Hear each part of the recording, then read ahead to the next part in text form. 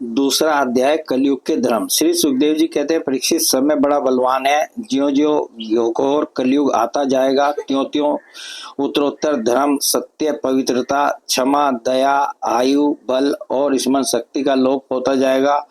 कलयुग में जिसके पास धन होगा उसी को लोग कुलीन, सदाचारी और सद्गुणी मानेंगे। जिसके हाथ में शक्ति होगी वही धर्म और न्याय की व्यवस्था अपने अनुकूल करा सकेगा। विवाह संबंध के लिए कुल, शील, योग्यता आदि की परख निरख नहीं रहेगी। युवक युवती की पारस्परिक रुचि से संबंध हो जाएगा। व्यवहार की निपुणता, सच्चाई और ईमानदारी में नहीं रहेगी। जो जितना छल कपट कर सकेगा वह उतना ही व्यवहार कुशल माना जाएगा। स्त्री और पुरुष की श्रेष्ठता का आधार उनका शील संयम न होकर केवल रति कौशल ही रहेगा। ब्राह्मण की पहचान उसके गुण स्वभाव से नहीं, यज्ञोपवीत से हुआ करेगी। वस्त्र, दंड, कमंडलू आदि से ही ब्रह्मचारी, सन्यासी आदि आश्रमियों की पहचान होगी और एक दूसरे का चिन्ह स्वीकार कर लेना ही एक से दूसरे आश्रम में प्रवेश का स्वरूप होगा। जो घूस देने या धन खर्च करने में असमर्थ होगा उसे अदालतों से ठीक ठीक न्याय न मिल सकेगा।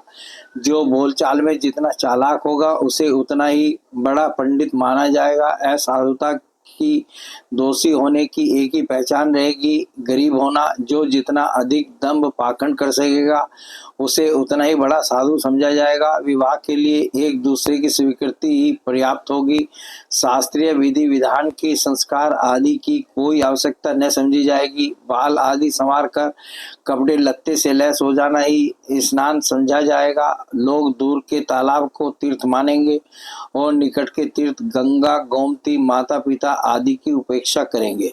सिर पर बड़े बड़े बाल, काकुल रखाना ही शारीरिक सौंदर्य का चिन्ह समझा जाएगा और जीवन का सबसे बड़ा पुरुषार्थ होगा अपना पेट भर लेना। जो जितनी ढिठाई से बात कर सकेगा उसे उतना ही सच्चा समझा जाएगा। योग्यता, चतुराई का सबसे बड़ा लक्षण यह होगा कि मनुष्य अपने कुटुंब का पालन कर ले। धर्म का सेवन यश के लिए किया जाएगा। इस प्रकार जब सारी पृथ्वी पर दुष्टों का बोलबाला हो जाएगा तब राजा होने का कोई नियम न रहेगा। ब्राह्मण, क्षत्रिय, वैश्य अथवा शूद्रों में जो बली होगा वही राजा बन बैठेगा। उस समय के नीच राजा अत्यंत निर्दय एवं क्रूर होंगे। लोभी तो इतने होंगे कि उनमें और लुटेरों में कोई अंतर न किया जा सकेगा। वे प्रजा की पूंजी एवं पत्नियों तक को छीन लेंगे। उनसे डरकर प्रजा पहाड़ों और जंगलों में भाग जाएगी। उस समय प्रजा तरह तरह के साग, कंदमूल, मांस, मधु, फल फूल और बीज गुठली आदि खा खा कर अपना पेट भरेगी। कभी वर्षा न होगी, सूखा पड़ जाएगा तो कभी कर पर कर लगाए जाएंगे। कभी कड़ाके की सर्दी पड़ेगी तो कभी पाला पड़ेगा। कभी आंधी चलेगी, कभी गर्मी पड़ेगी तो कभी बाढ़ आ जाएगी।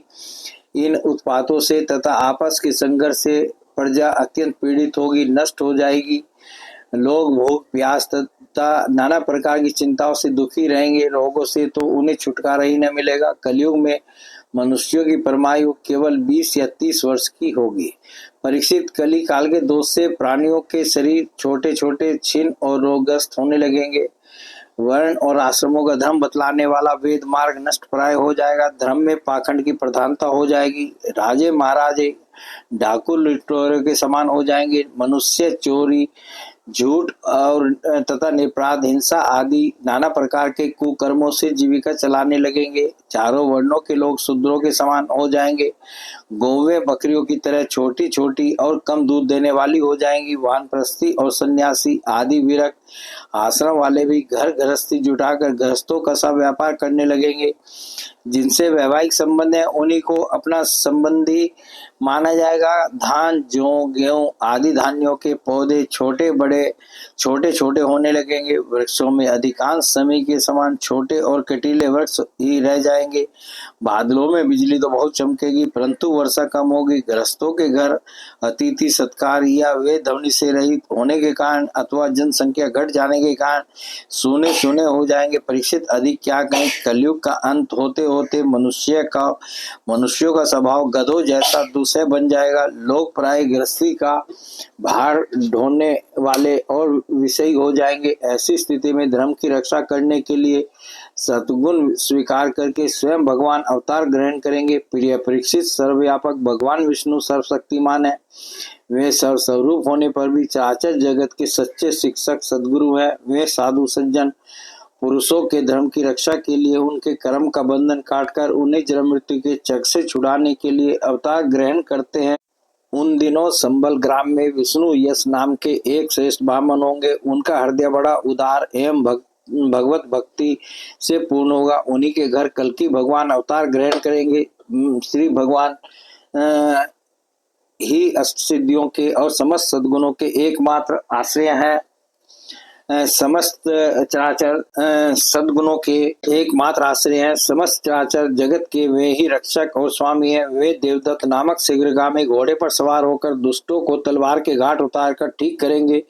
उनके रोम रोम से अतुलनीय तेज की किरणें छिटकती होंगी। वे अपने शीघ्रगामी घोड़े से पृथ्वी पर सर्वत्र विचरण करेंगे और राजा के वेश में छिप कर रहने वाले कोटि कोटि डाकुओं का संहार करेंगे। ये परीक्षित, जब सब डाकुओं का संहार हो चुकेगा तब नगर की सारी प्रजा का हृदय पवित्रता से भर जाएगा, क्योंकि भगवान कल्कि के शरीर में लगे हुए अंगराग का स्पर्श पाकर अत्यंत पवित्र हुई वायु उनका स्पर्श करेगी और इस प्रकार वे भगवान के श्री विग्रह की दिव्य गंध प्राप्त कर सकेंगे।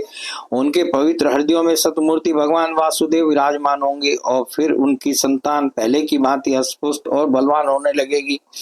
प्रजा के नैन मनोहारी हरि ही धर्म के रक्षक और स्वामी है। वही भगवान जब कल्कि के रूप में अवतार ग्रहण करेंगे उसी समय सतयुग का प्रारंभ हो जाएगा और प्रजा की संतान परंपरा स्वयं ही सतगुण से युक्त हो जाएगी। जिस समय चंद्रमा, सूर्य और बृहस्पति एक ही समय एक ही साथ पुष्य नक्षत्र के प्रथम पल में प्रवेश करते हैं, एक राशि पर आते हैं, उसी समय सतयुग का प्रारंभ होता है। परीक्षित, चंद्रवंश और सूर्यवंश में जितने राजा हो गए हैं या होंगे उन सबका मैंने संक्षेप से वर्णन कर दिया।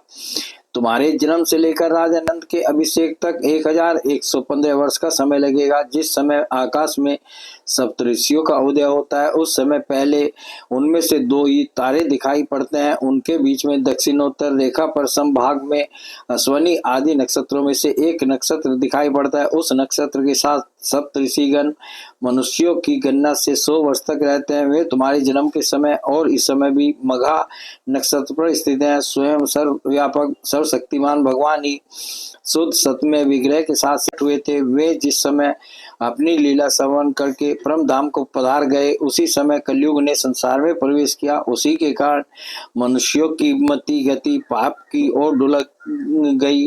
जब तक लक्ष्मीपति भगवान श्री कृष्ण अपने चरण कमलों से पृथ्वी का स्पर्श करते रहे तब तक कलयुग पर जमा सका।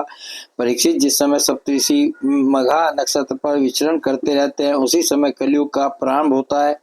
कलयुग की आयु देवताओं की वर्ष गणना से 1200 वर्षों की अर्थात मनुष्यों की गणना के अनुसार 4,32,000 वर्ष की है।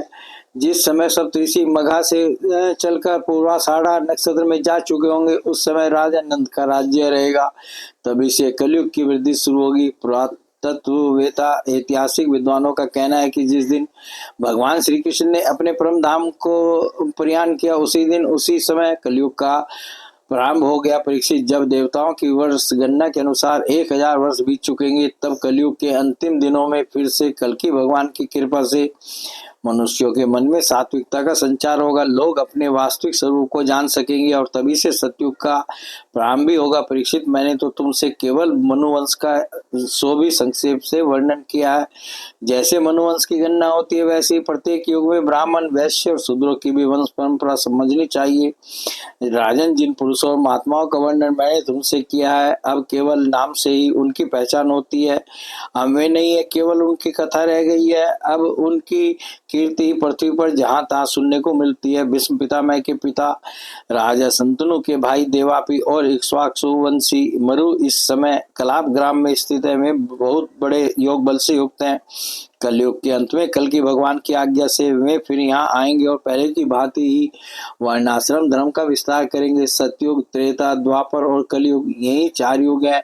ये पूर्वोक्त क्रम के अनुसार अपने अपने समय में पृथ्वी के प्राणियों पर अपना प्रभाव दिखाते रहते हैं। परीक्षित, मैंने तुमसे जो वर्णन किया है वे सब और उनके अतिरिक्त दूसरे राजा भी इस पृथ्वी को मेरी मेरी करते रहे, परंतु अंत में मरकर धूल में मिल गए। इस शरीर को भले ही कोई राजा कह ले, परंतु अंत में यह कीड़ा विष्ठा अथवा राख के रूप में ही परिणत होगा, राख ही होकर रहेगा। इसी शरीर के या इसके संबंधियों के लिए जो किसी भी प्राणी को सताता है, वह न तो अपना स्वार्थ जानता है और न तो परमार्थ, क्योंकि प्राणियों को सताना तो नरक का द्वार है। वे लोग यही सोचा करते हैं कि मेरे दादा परदादा इस अखंड भूमंडल का शासन करते थे, अब यह मेरे अधीन किस प्रकार रहे और मेरे बाद मेरे बेटे पोते, मेरे वंशज किस प्रकार इसका उपभोग करेंगे। मूर्ख इस आग, पानी और मिट्टी के शरीर को अपना आपा मान बैठते हैं और बड़े अभिमान के साथ डींग हाँकते हैं कि यह पृथ्वी मेरी है। अंत में वे शरीर और पृथ्वी दोनों को छोड़कर स्वयं ही अदृश्य हो जाते हैं। प्रिय परीक्षित, जो नरपति बड़े उत्साह और बल पुरुष से इस पृथ्वी के उपभोग में लगे रहे, उन सबको काल ने अपने विकराल गाल में धर दबाया। अब केवल इतिहास में उनकी कहानी ही शेष रह गई है। बोले भगवान श्री कृष्ण की जय।